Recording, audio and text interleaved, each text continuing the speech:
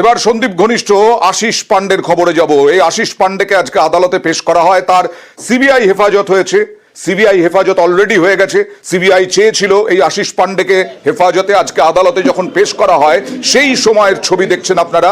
আরজিকর দুর্নীতি মামলায় ধৃত আশিস। কথা বলবো প্রতিনিধি অমিতের সঙ্গে। অমিত, সিবিআই কেন চায় হেফাজতে, এই সমস্ত যুক্তি তার আইনজীবীরা দিচ্ছিলেন, অর্থাৎ আশিস পান্ডের সে তো ধোপে টিকলো না। একেবারে আগামী সোমবার পর্যন্ত অর্থাৎ 7 অক্টোবর পর্যন্ত আশিস পান্ডেকে আরজিকর দুর্নীতি মামলাতে সিবিআই হেফাজতে নির্দেশ দিয়েছে আলিপুরের বিশেষ সিবিআই আদালত। সিবিআই তরফে একটা আদালতে জানানো হয় যে আশিস পান্ডেকে গতকাল গ্রেপ্তার করা হয়েছে। জিজ্ঞাসাবাদ করার পরে তার মোবাইল ফোনটি বাজেয়াপ্ত করা হয়েছে, তার মোবাইল ফোন ক্লোন করা দরকার। কেন আশিস পান্ডেকে গ্রেপ্তার করা হলো? বিভিন্ন যে থ্রেড কালচারে যে অভিযোগগুলো উঠে আসছে এবং একই সঙ্গে কাটমানি এবং ঘুষ নেওয়ার যে অভিযোগ উঠে আসছে, মানি ট্রেল পাওয়া যাচ্ছে, তাতে আশিসের সরাসরি যোগ পাচ্ছে এমনটাই অভিযোগ করা হয়েছে সিবিআই তরফে। এই কারণে আশিসকে গ্রেপ্তার করা এবং তদন্তের সাথে তাকে নিজেদের হেফাজতে নিয়ে আরো জেরা করতে চাইছে সিবিআই।